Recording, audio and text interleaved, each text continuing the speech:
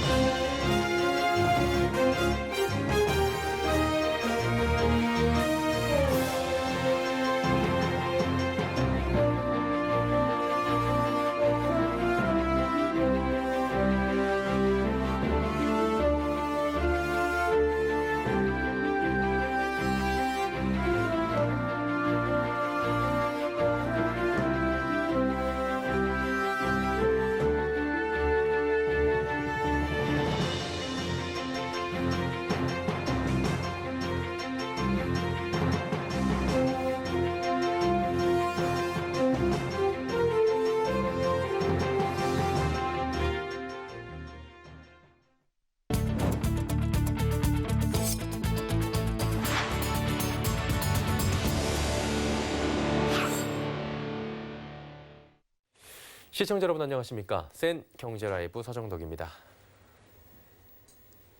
대변혁의 원년을 선언한 기아, 2025년 이후 내연기관 신차를 내지 않을 것으로 알려집니다.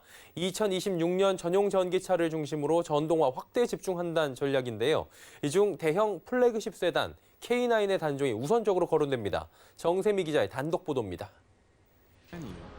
기아가 2025년 이후 내연기관 신차를 출시하지 않을 전망입니다. 기아는 첫 전용 전기차 EV6를 중심으로 오는 2026년까지 전용 전기차 7종을 출시해 총 11개의 전기차 풀 라인업을 구축하는 방안을 추진 중입니다. 그룹 내 현대자동차가 내연기관 라인업을 유지하는 동시에 기아는 전기차만을 담당하는 일종의 투트랙 방식입니다. 그렇다면 기아의 기존 내연기관 차들은 어떻게 될까? 판매량과 전기차로의 전환 적합성에 따라 희비가 엇갈릴 것으로 보입니다. 관계자에 따르면 K9의 단종이 논의되고 있는 것으로 알려졌습니다. 올해 6월로 예정된 부분 변경 모델이 마지막 K9인 겁니다. K9의 판매량은 지난 2018년 11,843대에서 2019년 1,878대로 줄더니 지난해 7,800대 규모로 떨어졌습니다. 올해도 1월 433대와 2월 868대로 지난해 같은 기간에 비해 30% 이상 감소했습니다. 부진이 심했던 북미 시장에서 기아는 이미 K7과 함께 K9의 출시 계획이 없다고 밝힌 바 있습니다. 크기의 한계도 있습니다. K9은 기아의 대형 세단으로 전장이 5,120mm에 달하는데 크기가 클수록 배터리 효율이 떨어지기 때문입니다. 이에 따라 최근 출시된 K8이 K7과 K9의 단종을 앞두고 K 시리즈의 역할을 재조정한 것이라는 분석도 있습니다. K9 같은 경우는 워낙 덩치가 크고 사이즈가 크기 때문에 전기차로 현재는 좀 적합하지 않고요. 배터리 용량이나 이런 부분도 좀 부담스럽기 때문에 전동화를 목표로 두고 계속 끌고 갈지는 좀 논의가 있다고 볼 수 있습니다. K8 같은 경우는 K7과 K9을 다 융합해서 하나로 통합해서 양쪽에 소비층을 갖다 모아서 하나의 단일 쪽으로 가는 게 맞다 이런 전략으로 보여집니다. 이에 대해 기아는 모든 내연기관차가 전기차 전환을 앞두고 있기 때문에 K9만의 단종이라고 이야기할 수는 없다는 입장을 밝혔습니다. 서울경제TV 정세미입니다. 이사 공급 대책 이후 아파트 매물이 늘어나고 있는 분위기입니다. 부동산 빅데이터 업체 아실에 따르면 오늘 기준 서울 아파트 매물은 한 달 전보다 16.8% 증가했습니다. 노원구에서 증가율이 가장 컸고 은평구와 도봉구, 서대문, 또 동대문구 등이 그 뒤를 이었습니다. 서울 아파트 매물은 정부의 이사 공급 대책 이후 늘고 있는 가운데 부동산 과세 기준일인 6월 1일 이전 다주택자들이 매물을 처분하려는 모습까지 나타나고 있습니다.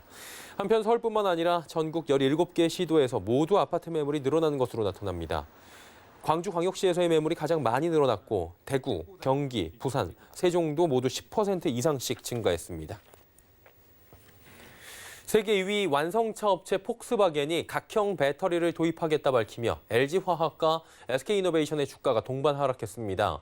폭스바겐 최고 경영자는 전날 열린 파워데이에서 각형 전고체 배터리를 사용하기 시작해 2030년도까지 80%로 비율을 높이겠다고 발표했습니다. 이 같은 소식이 전해지자 이날 LG화학의 주가는 전거래일 대비 7.76% 내린 89만 1,000원에 장을 마감했습니다. SK이노베이션 역시 5.69% 내린 21만 5,500원을 기록했습니다. 이는 양사가 폭스바겐의 파우치형 배터리를 공급하고 있는 가운데 향후 수주 우려감이 주가에 반영된 것으로 풀이됩니다. LG에너지솔루션의 미국 배터리 공장 투자 계획을 두고 LG에너지솔루션과 SK이노베이션이 또다시 충돌했습니다.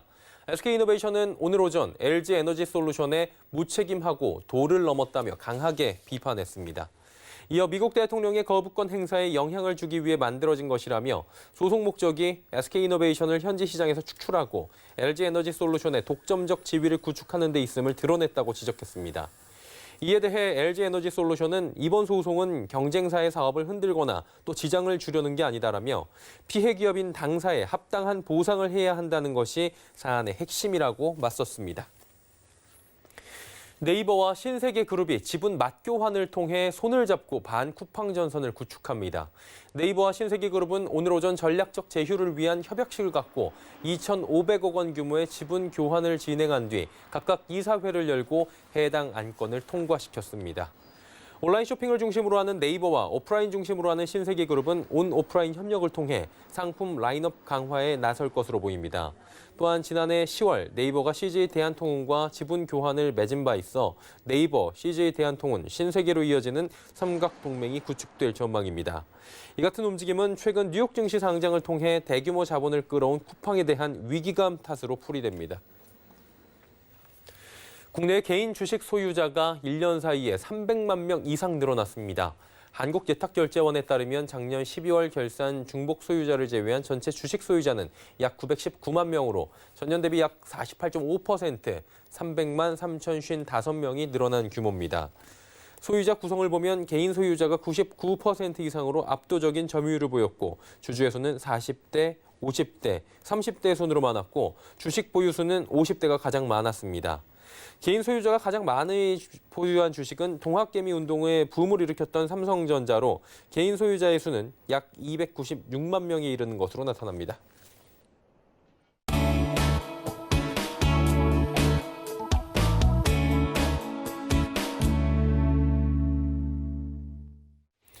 어제 정부가 2021년도 공동주택 공시가격 공개했습니다. 예상보다 높은 상승률이 눈에 띄었다고 하죠.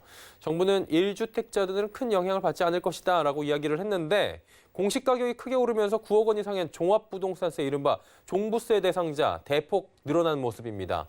이번 공시가격 상승으로 인해 시장은 어떤 영향을 받을지 하나하나 전망해 보도록 하겠습니다.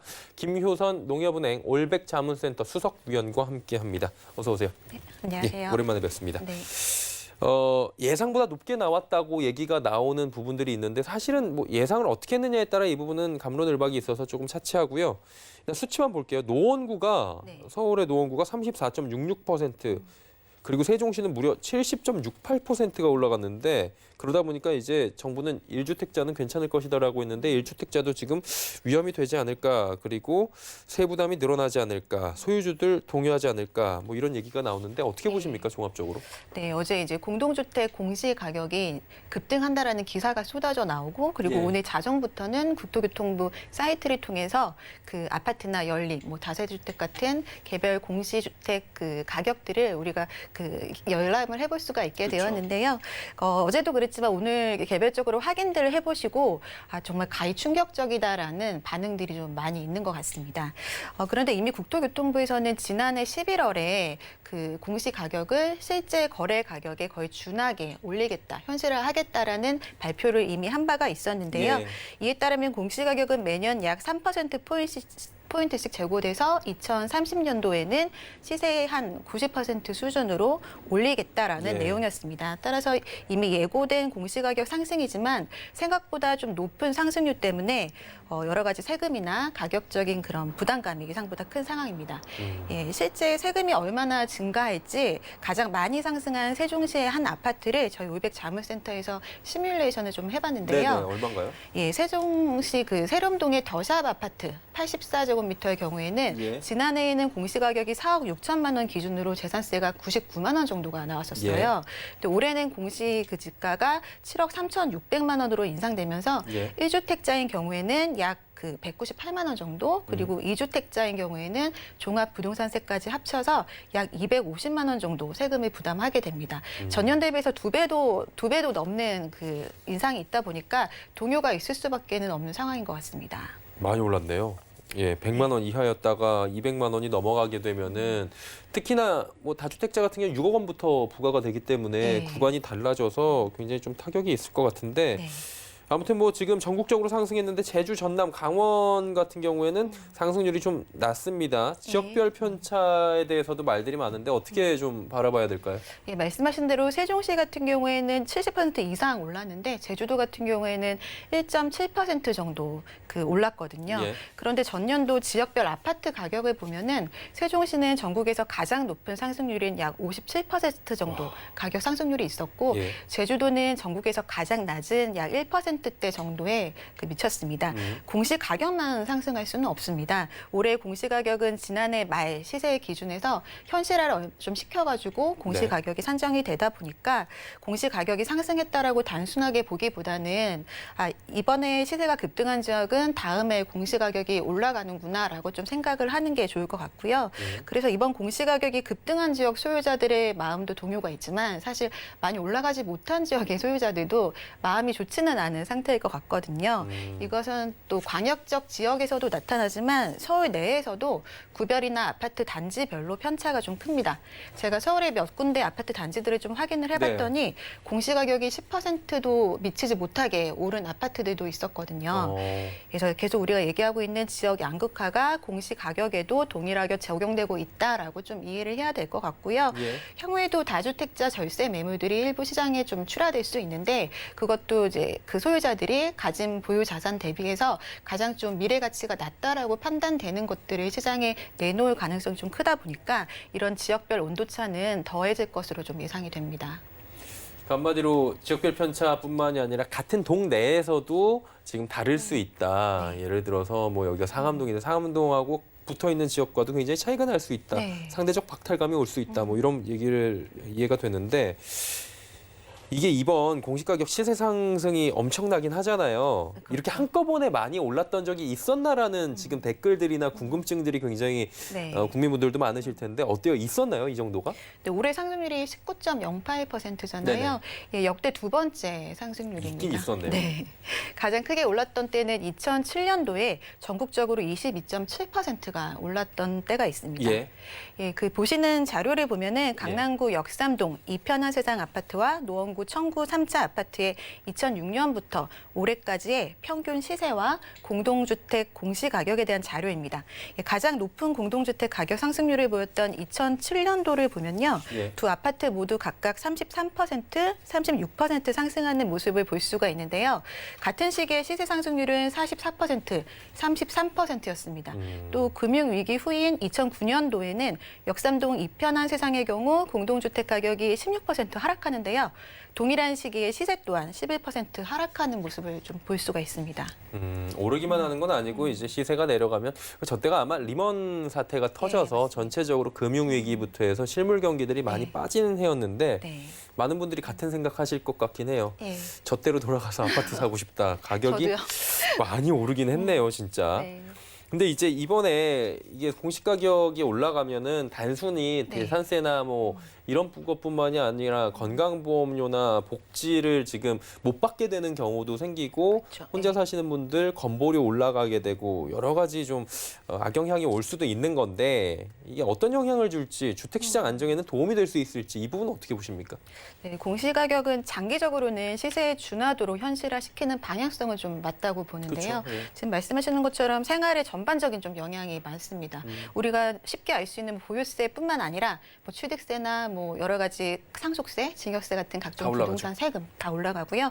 그리고 의료보험이나 뭐 연금보험 같은 거, 그리고 그 토지보상 같은 것들이나 그리고 그 건축물 부담금 같은 것들 이런 것들도 다 관련이 있다 보니까 여러 가지 좀 영향이 있을 것 같고요. 특히 부동산 관련 세금은 정말 많은 세금이 부과될 것으로 좀 보여집니다. 그렇게 되면은 고가 주택은 물론이고 중저가 주택까지도 좀 영향을 미칠 수는 있어서요. 세금이 부담스럽게 되면 부동산 양극화 시장이 또 더 심화될 수 있고 이게 자칫하면 임대차 시장까지도 영향을 줄 수는 있어 보입니다. 일단은 뭐 오늘 전반적으로 보면은 시세가 많이 올랐고 이로 인한 영향들에 대해서 하나하나 개괄적으로 짚어보는 시간인데 2030년까지 아까 말씀해 주신 대로 시세의 90% 수준 맞춘다고 했잖아요. 이렇게 되면 재산세 비중이 높아질 수밖에 없어요. 근데 문제는 이제 1주택 똘똘한 한 채 남기라고 해서 남겼는데 종부세 내고 재산세는 좀 과한 거 아니냐, 은퇴자에게 과한 것이 아니냐, 그리고 고가 주택 기준이 지금 9억 원인데 이게 언제까지 9억 원으로 놀 거냐, 9억 원의 서울 아파트가 어디냐 이런 얘기 많이 나오는데 그러니까 어떻게 보시는지 궁금하네요. 네, 말씀하신 것처럼 부동산 세금이 부동산 시장에 너무나 많은 영향을 주고 있는데요. 최근과 같이 부동산이 상승하는 그 국면에서는 그 세금보다 사실 부동산 가격이 올라가는 속도가 좀 빠르다 보니까 크게 우리가 체감을 못할 수도 있습니다. 그러나 만약 부동산이 하락기로 접어들게 된다면 부동산 가격은 떨어지는데 보유세 부담이 좀 커지면 가격 하락이 더 가속화될 수 있는 그런 위험성도 좀 있어 보입니다. 따라서 공시지가나 공시가격 현실화랑 세금 관련 정책은 매우 신중해야 된다라고 좀 생각이 되고요. 이게 실물 자산이기 때문에 가격을 올라가게 하거나 낮추려는 의도로 세금을 충격적으로 느낄 만큼 강도 높게 하는 거는 좀 위험할 수 있다고 봅니다.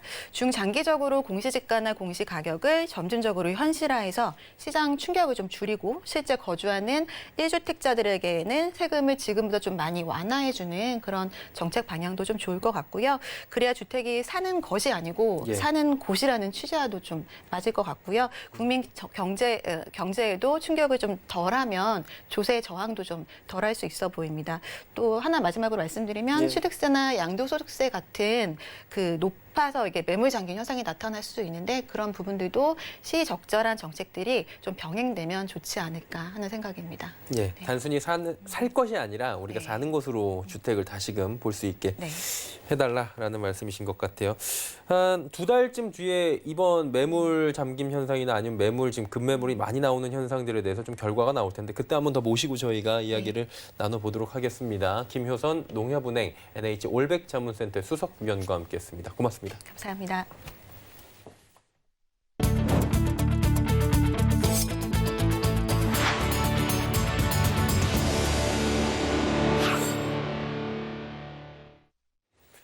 한국토지주택공사 LH에 대한 조직 개편안이 빠르면 이번 주에 나올 것으로 보입니다. 조직이 너무 방대해졌다는 지적과 함께 토지, 주택 정책에 맞게 세분화시켜야 한다는 목소리도 나오고 있는데요. 설석용 기자가 전해드립니다.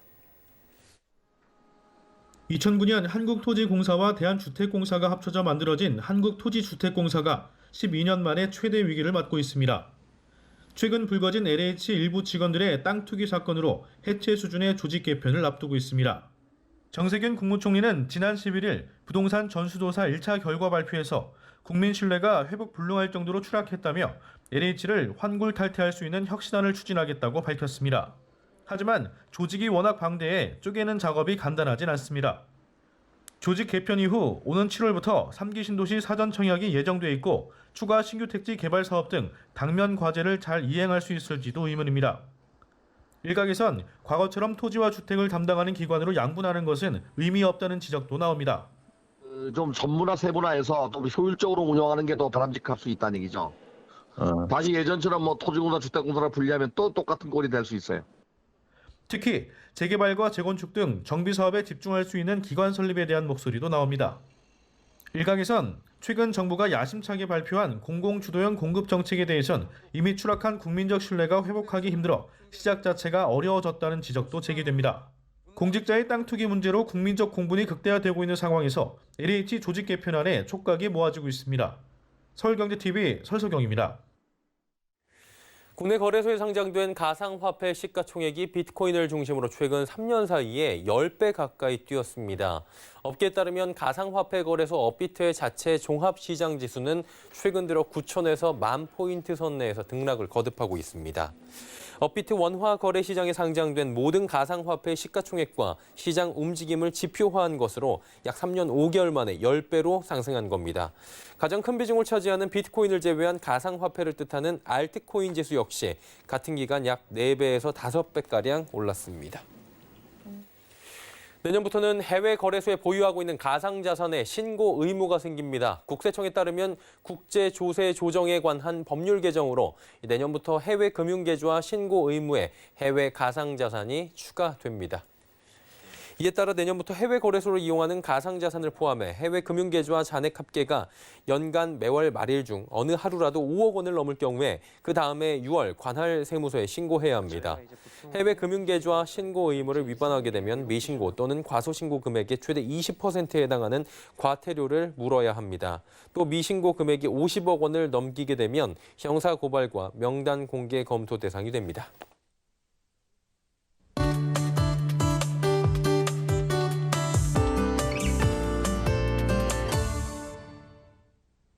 2019년 유엔 보고서는 기후변화로 식량 생산이 줄어들어 전 세계 인구의 10% 이상이 영양 부족 상태에 있고 또 자기 나라에서 살 수 없어 다른 나라로 이주하는 기후난민이 대폭 늘어날 가능성이 높다라고 경고했습니다. 또 여기에 코로나19로 인해 식량 생산, 공급에 더 큰 어려움이 발생하고 있다고 하죠. 그래서 오늘은 코로나와 식량 부족에 대해서 자세히 짚어보도록 하겠습니다. K웨더 반기성 센터장과 함께합니다. 어서 오세요. 네, 안녕하세요. 네. 기후변화와 코로나가 식량 생산에 영향을 준다라는 어느 정도는 조금은 알 것 같은데 자세한 이야기 좀 들어볼까요? 아무래도 이제 우리 인류가 오랫동안 사용해왔던 화석연료에서 발생하는 이산화탄소의 증가는 식품 생산량을 줄이고요. 영양가도 저하를 시킵니다. 또한 가축들에게도 아주 나쁜 영향을 주죠. 일부 학자들은 온도가 적당한 고위도 지방의 식량 생산이 증가할 것이다 라고 주장을 하지만 모든 연구 결과에 따르면 기후변화가 수확량의 감소, 또 침식, 사막화, 해수면 상승으로 인한 손실로 인해서 식량 가용성이 감소했다고 밝히고 있어요.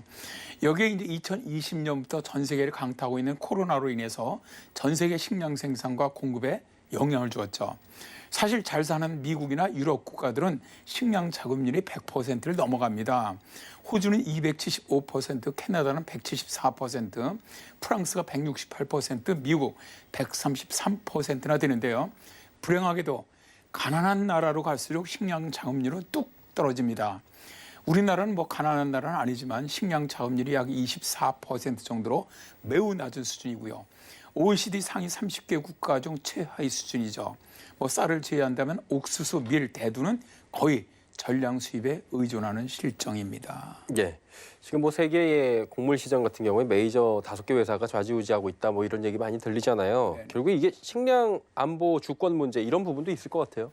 네, 그렇습니다. 정말 우리가 심각하게 생각을 하셔야 합니다. 이제 미국이라든가 뭐 유럽이라든가 캐나다 이런 나라들은 100% 이상의 자급률로 식량 위기에 철저히 대비하고 있는데 국제 식량 시장의 어떻게 보면 수요 공급 교역의 측면에서 한국 식량 안보 상황은 매우 열악하고 더 악화할 가능성이 크다는 것이죠. 예.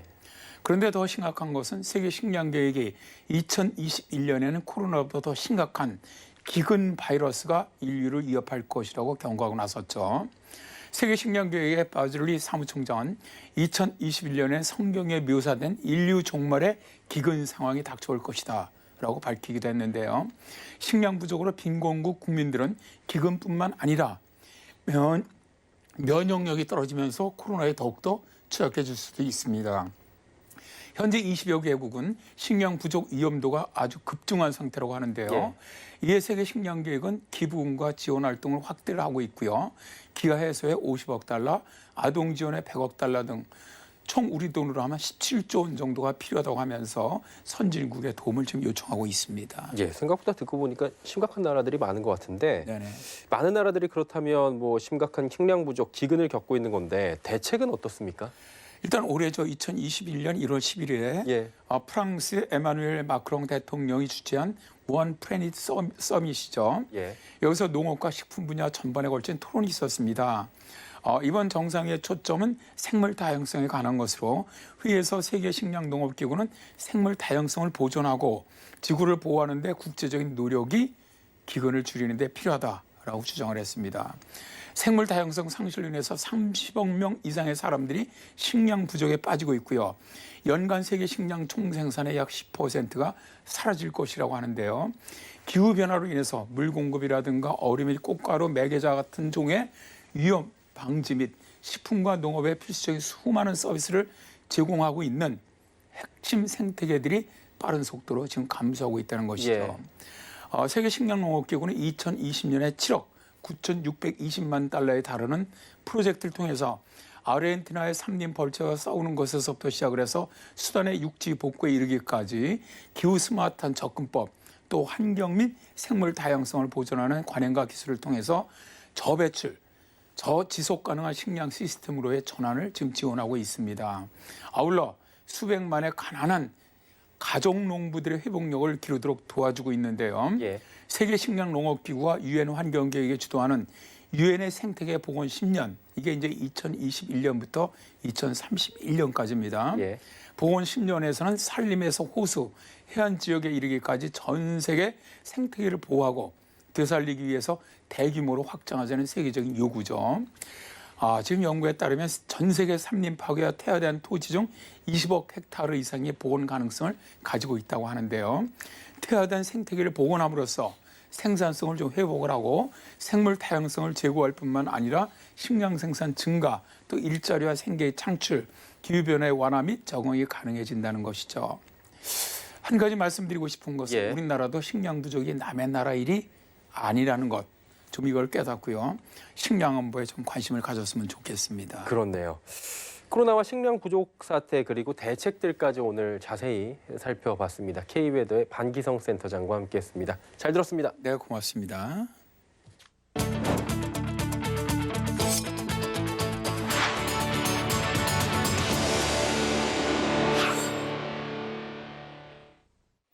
센 경제 라이브 마칩니다. 함께해 주신 여러분 고맙습니다.